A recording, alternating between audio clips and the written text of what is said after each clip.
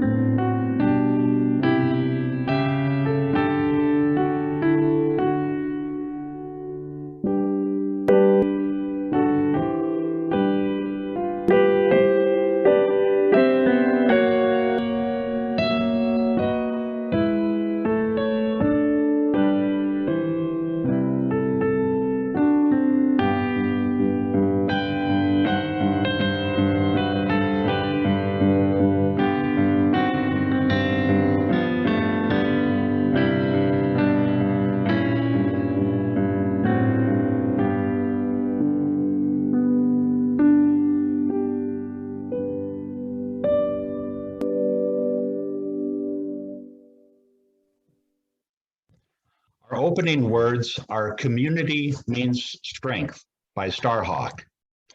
We are all longing to go home to some place we have never been, a place half remembered, half envisioned, we can only catch glimpses of from time to time.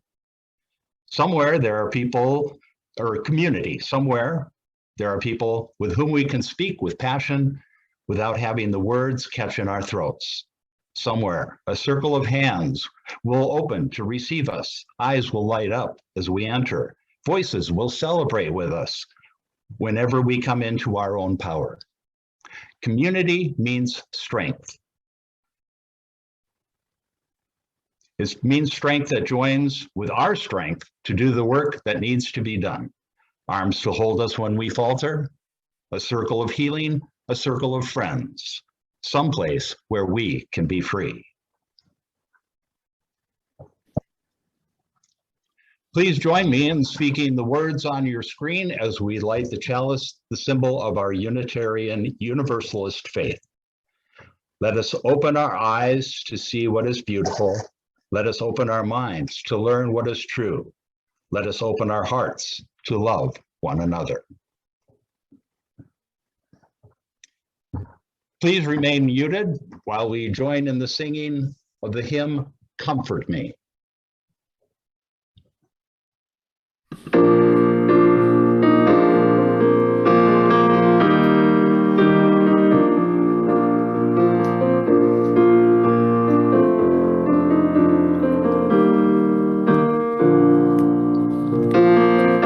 Comfort me, comfort me, comfort me, oh my soul.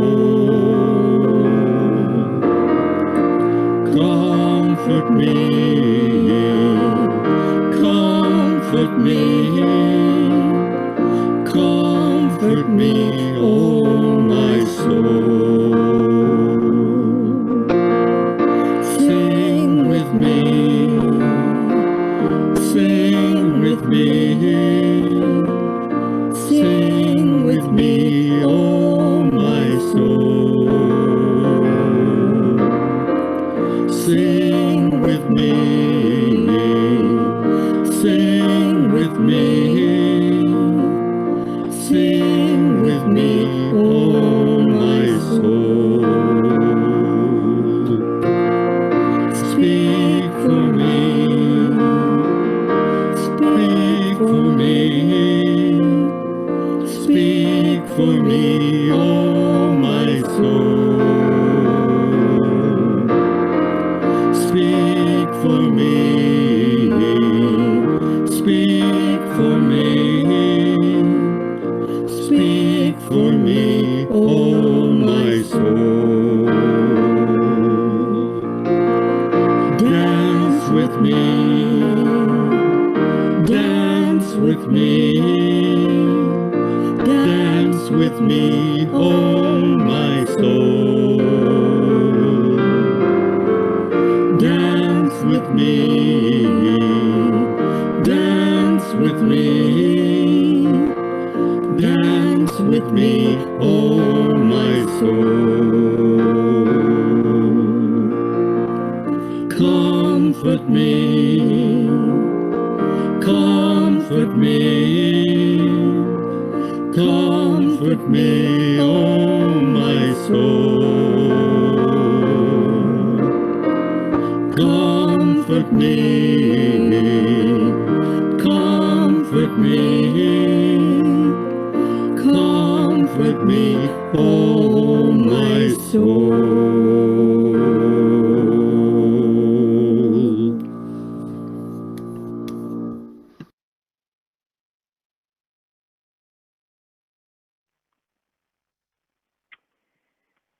We join together today in the comfort of community. Each week we gather, we carry the sorrows and celebrations of our own lives.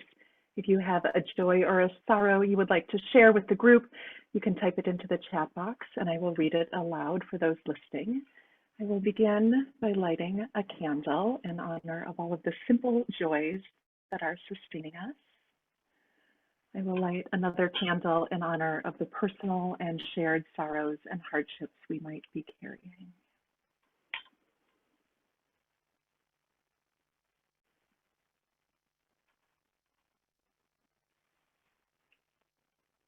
As people potentially are typing, I will also light one more candle in honor of the joys and sorrows we carry in our hearts that have not been spoken aloud. I invite you now into a time of reflection and connection that some call prayer. I invite you to take a deep breath, find a comfortable position, and allow your heart to catch up with you.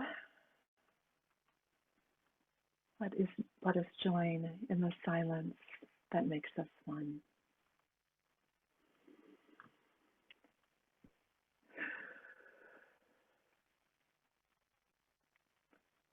A web of holy relationships.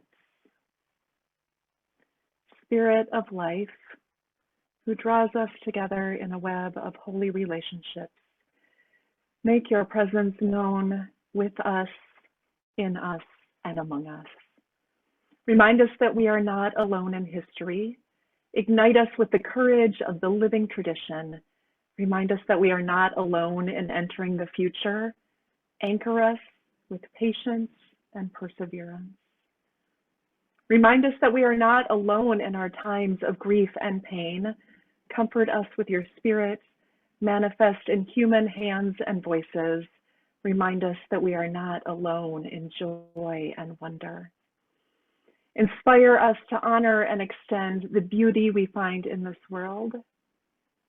Divine music of the universe, let our hearts beat in diverse and harmonious rhythms, cooperating with an everlasting dance of love. May we move with the rhythms of peace. May we move with the rhythms of compassion. May we move with the rhythms of justice. Source of stars and planets and water and land, open our hearts to all of our neighbors. Open our souls to a renewed faith. Open our hands to join together in the work ahead. so be it. Blessed be, and amen.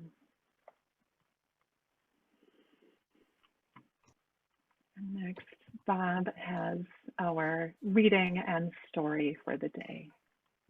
Because it's Halloween, here's a short excerpt from the book Ghosts by Rihanna Telgemeier. Katrina and her family are moving to the northern coast of California because her little sister Maya is sick. Kat is not happy about leaving her friends for Bahia della Luna, but Maya has cystic fibrosis and will benefit from the cool, salty air that blows in from the sea. A neighbor lets them in on a secret. There are ghosts in Bella di la Luna. Maya is determined to meet one. Kat wants nothing to do with it. Kat must figure out how to put aside her fears for her sister's sake and her own. We join the story on Halloween night as Kat goes to the mission for the Halloween party. Maya has just asked Kat why she is avoiding the mission. She said, well, I have stuff here and I need to protect you. Maya said, what stuff? Kat said, I don't want to go to the mission. I'm afraid. Maya says, Kat, I can't even go, even though I want to, but you can. I don't want to see any ghosts. Maya said, what happens if I die? Will you be afraid of my ghost too? Kat finally agrees to go, taking a deep breath and a big breath out. She heads to the mission. Kat is shocked. Everyone was having a good time, laughing, singing, and playing. Kat was having a good time too, and she realized that even though ghosts and skeletons were different, they enjoy things that everybody enjoys, and she has the best time ever. She meets a skeleton who is uncle to cute boy Carlos, and the three of them decide to bring the party to Maya. Off the three of them go, taking the skeleton. Later, Maya says that she's worried that Kat, who's shy, won't find any friends. But then she spots Carlos and Kat talking and laughing. Well, at least she used to be. The skeleton said, but I'm dead. And that didn't stop your sister from becoming my friend, did it? Maya said, I guess that's true. So you think I'll make new friends too? The skeleton nodded. Soon Carlos and his uncle had to leave, and Kat gave Carlos's uncle a kiss, and also Carlos. After they left, Maya said, I saw that, Kat's in love. Kat and Maya said that Maya had to come to the party next year. Later, when they went to the kitchen, Maya said, do you smell that? Yeah, it smells like Mom and Dad were asleep on the couch. Mom, wake up. Mom said, did you girls cook? No, Mom. Mom said, but who? How did, why? Kat said, just go with it. And so they did. Kat learned a valuable lesson. Even though people are different, they are basically the same as you and I. But it's those differences that add enjoyment and to our lives and to the world. With the support of friends and family, there's no need to be afraid.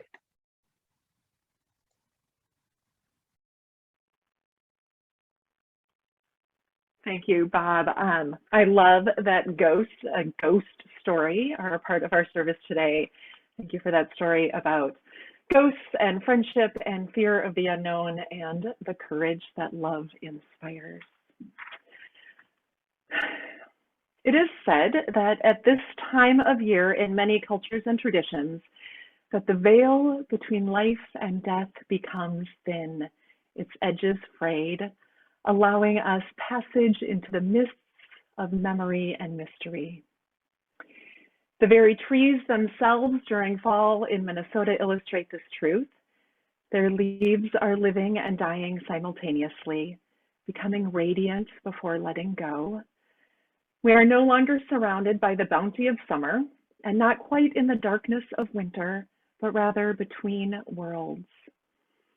In the Gaelic tradition, this time is called Samhain, a festival approximately halfway between the autumn equinox and winter solstice.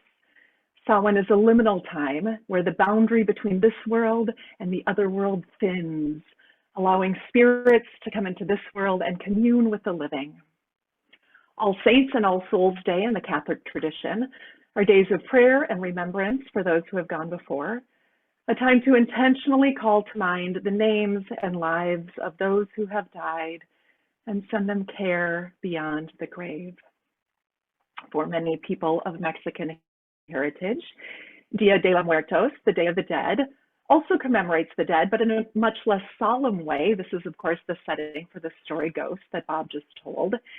Day of the Dead is a colorful, joyful welcoming of spirits, with altars laden with food and photos meant to entice visits by the souls of the ancestors. The living likewise feast and tell stories and write lighthearted poetry, fully embracing life, even as the dead are welcomed to the table. And of course, today is Halloween. Unlike Day of the Dead, which is joyful and vibrant, Halloween is intentionally spooky and dark. It is a day filled with cobwebs and skeletons, allowing us to peer behind a veil and see a glimpse of death without getting overwhelmed by what we find there. Through this yearly ritual of playing with fear in the face of mortality, we can face the things that go bump in the night. At this time of year, we are between worlds, which is an invitation to make visible the invisible, to give voice to that what has remained silent. This is the time of year we are invited to look mortality, loss, and grief in the eye and not shy away. It can be scary, but the veil is soft and we can trust ourselves to go there. A clarifying moment I had recently as a Unitarian Universalist minister was hearing the story of someone who had been Unitarian Universalist for decades until her partner died. She said all of her years of championing the 7 principles and doing social justice work were incredibly powerful and important, but they left her with nothing to hold on to when she lost the love of her life. As we did last Sunday, we absolutely need to talk about transgender issues and ensure all trans people and families feel supported and loved.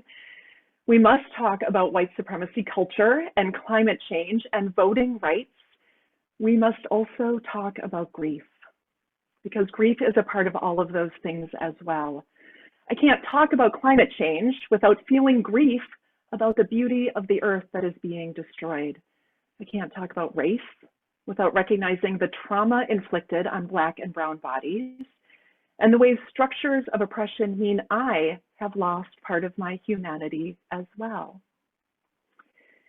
And we can't talk about the pandemic or how to move through it together without talking about grief.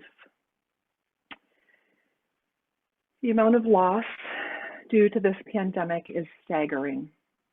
Over 5 million people, 5 million people have died of COVID-19 worldwide, 5 million known deaths. In fact, new research provides a broad window onto the lasting scope of our national tragedy. Quote, "The losses that are felt now will be felt for some time to come. Even individuals who aren't even born yet will potentially be missing relatives who might have been alive during their formative years," says Malika Snyder, a graduate researcher at UC Berkeley, who is working on estimates with colleagues of the excess bereavement felt in the United States and other countries this year. There's no exact figure, says Snyder, on the amount of excess bereavement yet, but it's very large and very devastating and worth research. For many of us, this excess bereavement isn't anonymous. We know people personally who have died of COVID, And we know people who have died of other causes who we didn't get to say goodbye to, or didn't get to memorialize with others in the ways we long to because of the pandemic. On this day, when the veil is thin between worlds,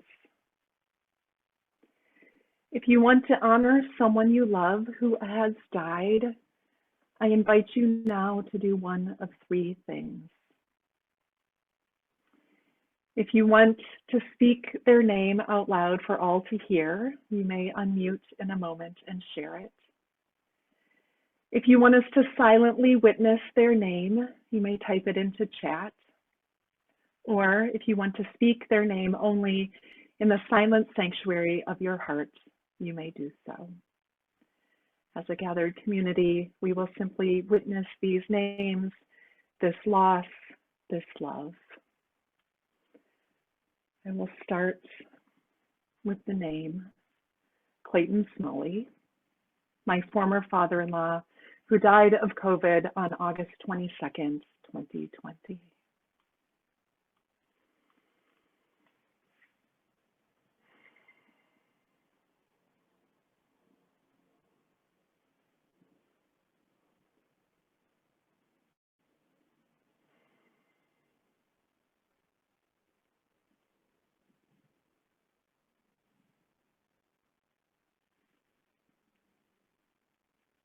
I see names in chat and am witnessing their lives and your loss.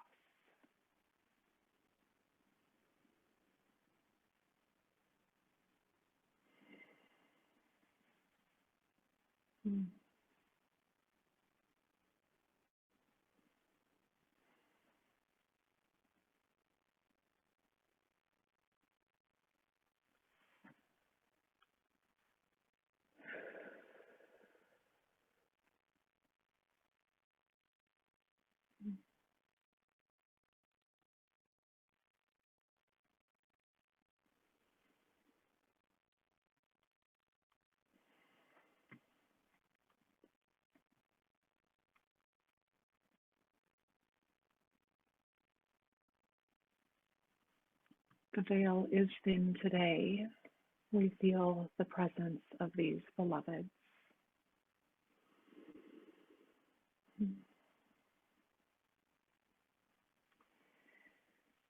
So what do we do with this grief? How do we come to terms with the death of these named beloveds and 5 million more across the world due to COVID, and more loss? The loss of routines and jobs, the loss of a sense of security, the loss of seeing friends, and the loss of children going to birthday parties and churches being able to sing together. It's staggering to think about all that we have lost, and it is right to grieve it all. One of the models of grief that helps me make sense of this is the grief ball in a box model. Imagine your life as a box, and in this box there is a ball, a grief ball, rolling around inside. And there's also a button in this box. Anytime the ball presses the button, you feel pain. At the beginning of grief, the grief ball is huge. It takes up the whole box. You can't move without pressing the pain button. With time, the ball gets a little smaller. It's still there, and when it hits the pain button, the pain might be as intense as it was in those early days of grief, but it hits it less frequently. Or another thing might happen. Maybe the grief ball doesn't get smaller, but our lives around it get bigger. We add things like walks in nature, volunteer work, therapy appointments, hobbies, religious community, things that make our lives a little bit bigger so that that grief ball doesn't take up our whole world. Now here's the complicated part. There's not just one grief ball. There's a whole bunch of them, some bigger than others, all bumping into each other like billiard balls on a pool table. And the pandemic dumped a whole pile of grief balls on top of what we were already holding.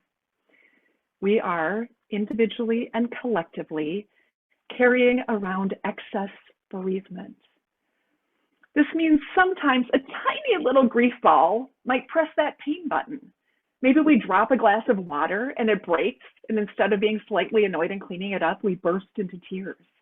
It's not the loss of the glass we're grieving in that moment. It's all of the grief bouncing around inside of us that we're trying to constrict and manage. Or maybe we don't respond to grief with tears. Anger is a very common response to grief, as is having a shorter temper than usual, or needing to control things, or feeling overwhelmed and like you're only functioning at a fraction of what your normal capacity is. These are all normal. The goal is not to do anything possible to avoid our grief balls hitting the pain button. We can't avoid pain, and when we try to, it often comes out sideways. We can breathe through it though, feel what we're feeling, and know that that feeling will pass. In my last sermon about covenant, I quoted from the TV show Ted Lasso, and it turns out he has wisdom about grief as well.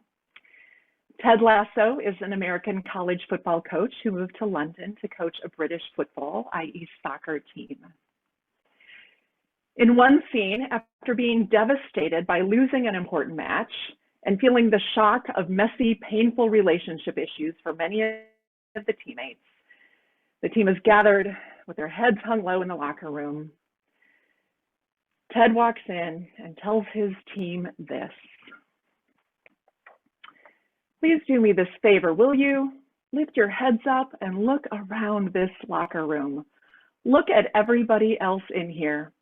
And I want you to be grateful you're going through this sad moment with all of these other folks, because I promise you there is something worse out there than being sad, and that is being alone and being sad.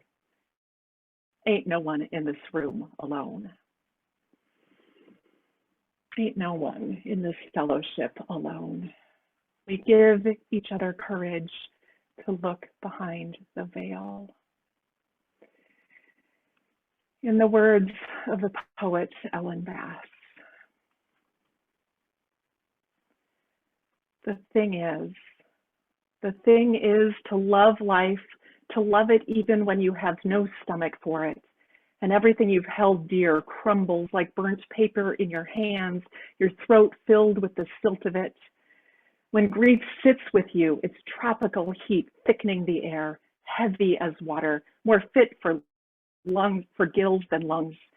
When grief weighs you down like your own flesh, only more of it, you think, how can a body withstand this? Then you hold life like a face between your palms, a plain face, no charming smile, no violet eyes, and you say, yes, I will take you. I will love you again. When grief sits with you, when grief weighs you down, then you hold life like a face between your hands. You look life in the eye and say, yes. This is not a denial of grief. Pain and losses, both small and large, are still sitting there next to you, but it is simply still saying yes, still finding that yes. Grief advocate, grief activist, and author of It's Okay, You're Not Okay, Megan Devine, offers ways to find this yes to life without veering into toxic positivity. So often, when someone shares that they're sad about something, we tell them to be grateful for what they have, that it could be worse. This is especially relevant now because today is also the threshold between Halloween and November. Thanksgiving month starts tomorrow, which means the pressure to feel grateful will be everywhere. Obviously, gratitude is a good thing. But in the words of Megan Devine, gratitude is not the Tylenol of life. Gratitude gets presented to grieving folks as a cure for their ills, but gratitude and grief don't cancel each other out. They sit side by side. Grief sits with us, and we can pull up a chair to the table and invite gratitude to settle in as well. We can sit with both side by side. You might be, but you don't have to be, grateful for the hardships that you've experienced. Difficult feelings don't have to eclipse all joy, and gratitude doesn't have to make a mad dash to cover up grief. Because a reminder, grief and gratitude are both manifestations of love. Like peeling back the veil on grief, we can uncover gratitude in our lives and let it live in us. The kind of gratitude that's not a platitude, but a deep awareness of something that makes our hearts sing even when it's hurting. The brilliant red leaves of a maple tree in fall, the sound of a beloved's laughter or our own, the first taste of a perfect piece of pie, the Unitarian Universalist Fellowship of Northfield. Naming these and knowing these, cultivating an awareness of these, helps us see the fullness of our lives more clearly. There is grief and there is pie. When we pay attention to gratitude, we set the frames of our lives wider. So even if our grief doesn't shrink, we create some spaciousness around it. What is making your heart sing today? What can you pay attention to in this moment that makes you feel some spaciousness in your heart? I invite you, if you'd like, to type into chat something or many things that you're grateful for, that we might create a litany of gratitude together, where our grief and our gratitude can sit side by side as a community.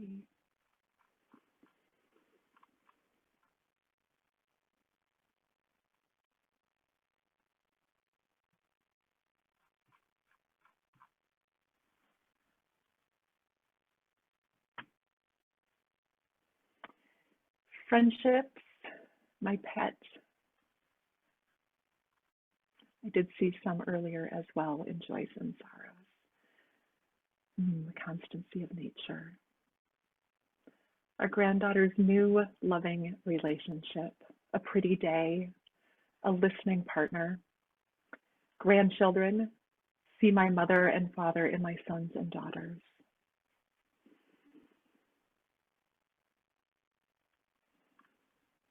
Continuing to learn wonderful fall colors. I'm grateful for my life with Larry, family, and supportive friends, as well as our good health.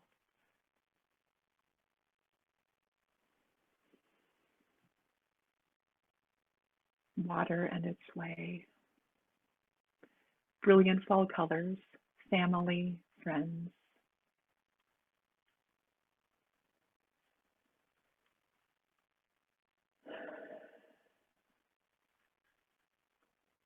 Beautiful sunshine playing on the rich colors of the trees, a robin at my bird bath, having my mother adore me into my old age. Journey of learning.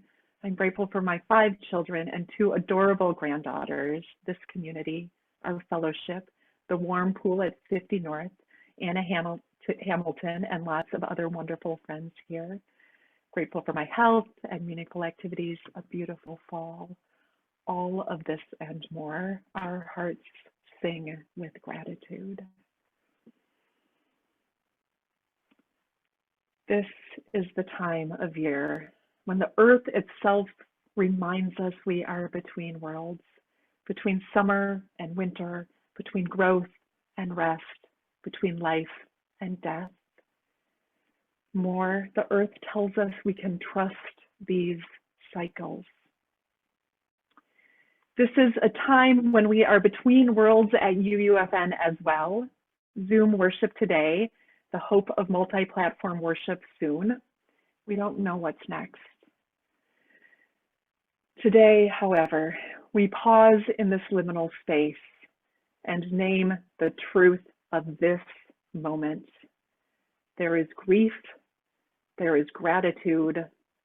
Love is strong enough to hold it all. I invite you to continue to name gratitudes in chat as we join together in singing the hymn, The Oneness of Everything.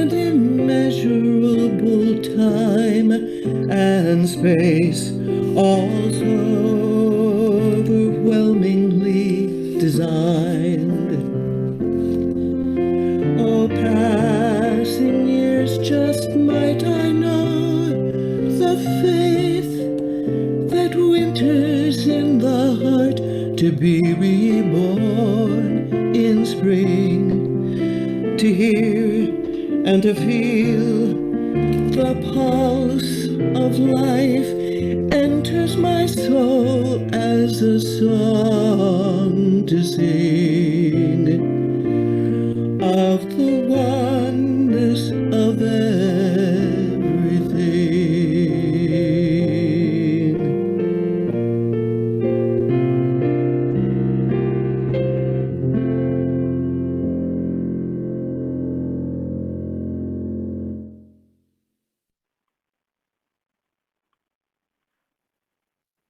Amen.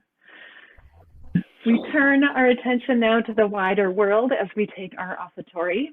Half of the money donated today will go to Common Bond Communities, an affordable housing nonprofit in St. Paul. They believe that a safe, stable, and affordable home is the foundation for everything in life. They reach out to help people of all ages and walks of life meet their goals and build their best life throughout Minnesota, Wisconsin, and Iowa. Greenvale Place and Wellstone Commons are two thriving Common Bond communities in Northfield. You may contribute to Common Bond right now online by going to our website, uunorthfield.org, or you can mail a check made payable to UUFN at the address on your screen. As always, thank you for giving as you are able.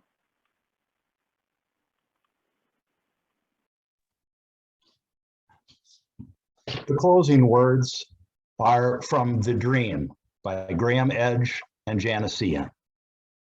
When the white eagle of the north is flying overhead, and the browns, reds, and golds of autumn lie in the gutter dead, remember then the summer birds with wings of fire flaming come to witness spring's new hope, born of leaves decaying. As new life will come from death, love will come at leisure. Love of life, and giving without measure gives in return a wondrous yearn for a promise almost seen. Live hand in hand, and together we'll stand on the threshold of a dream. Please join us in singing our final hymn, Spirit of Life, with our own UUFN choir. Audio mix recording by Mija Vanderwood and video by Paul Krauss.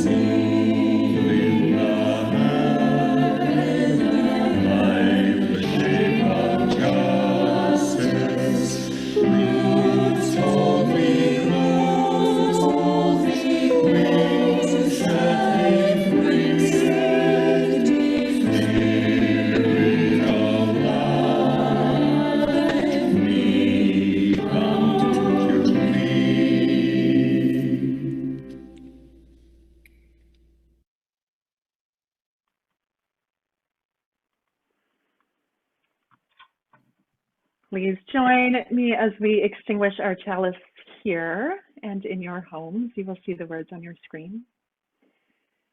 We extinguish this flame, but not the light of truth, the warmth of community, or the fire of commitment. These we carry in our hearts until we are together again. Go in peace.